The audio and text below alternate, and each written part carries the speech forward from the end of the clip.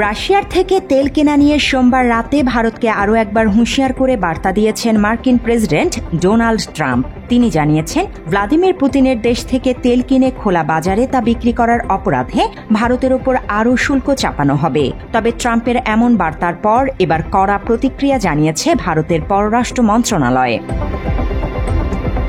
ভারতের পররাষ্ট্র মন্ত্রণালয়ের পক্ষ থেকে জানানো হয়েছে, জাতীয় স্বার্থ রক্ষার জন্য অবিলম্বে পদক্ষেপ গ্রহণ করবে ভারত। দেশটির পররাষ্ট্র মন্ত্রণালয়ের বিবৃতিতে জানানো হয়েছে, রাশিয়ার থেকে তেল কেনা নিয়ে নয়াদিল্লিকে বারবার উদ্দেশ্য প্রণোদিতভাবে লক্ষ্যবস্তুতে পরিণত করেছে যুক্তরাষ্ট্র ও ইউরোপীয় ইউনিয়ন। এটি শুধু অন্যায্যই নয়, অযৌক্তিকও। বিবৃতিতে আরও বলা হয়েছে, রাশিয়া ইউক্রেন যুদ্ধ শুরু হওয়ার পর থেকেই রাশিয়ার কাছ থেকে তেল কেনার জন্য ভারতকে টার্গেট করা হচ্ছে। আদতে সংঘাত শুরুর পর সমস্ত প্রয়োজনীয় সামগ্রী ইউরোপে চলে যাচ্ছিল বলেই ভারত রাশিয়া থেকে তেল আমদানি শুরু করে। সেই সময় বিশ্বের জ্বালানির বাজারে স্থিতিশীলতা বজায় রাখতে রাশিয়া থেকে ভারতের তেল আমদানিতে উৎসাহ দিয়েছিল যুক্তরাষ্ট্র। ভারতীয় পররাষ্ট্র মন্ত্রণালয়ের দাবি, ভারতের সমালোচনাকারী দেশগুলো নিজেরাই রাশিয়ার সঙ্গে বাণিজ্য করছে। পরিসংখ্যান তুলে ধরে ভারতের পররাষ্ট্র মন্ত্রণালয় জানিয়েছে, শুধু 2024 সালে ইউরোপীয় ইউনিয়ন এবং রাশিয়ার মধ্যে 67,500 কোটি ইউরোর দ্বিপাক্ষিক বাণিজ্য হয়েছে। 2023 সালে বাণিজ্য হয়েছে 17,200 কোটি ইউরোর।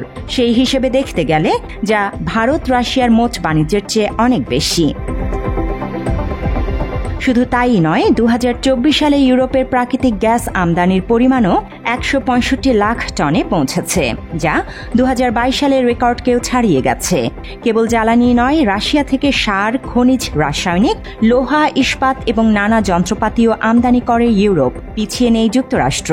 রাশিয়ার কাছ থেকে তারা পারমাণবিক শিল্পের জন্য প্রয়োজনীয় ইউরেনিয়াম, হেক্সাফ্লোরাইড, প্যালাজিয়াম, বিবিধ সার এবং রাসায়নিক কেনে। রাশিয়া ইউক্রেন সংঘর্ষের পরেও সেই আমদানি অব্যাহত রয়েছে। ভারতের পররাষ্ট্র মন্ত্রণালয় দাবি করেছে, ভারতের উপর এমন আক্রমণ অন্যায্য এবং অযৌক্তিক। বিশ্বের যে কোনো প্রধান অর্থনীতির মতো ভারতও তার জাতীয় স্বার্থ এবং অর্থনৈতিক নিরাপত্তা রক্ষার্থে প্রয়োজনীয় সব রকম পদক্ষেপ নেবে। ভারতের উপর ইতোমধ্যেই 25% রপ্তানি শুল্ক আরোপ করেছেন ট্রাম্প।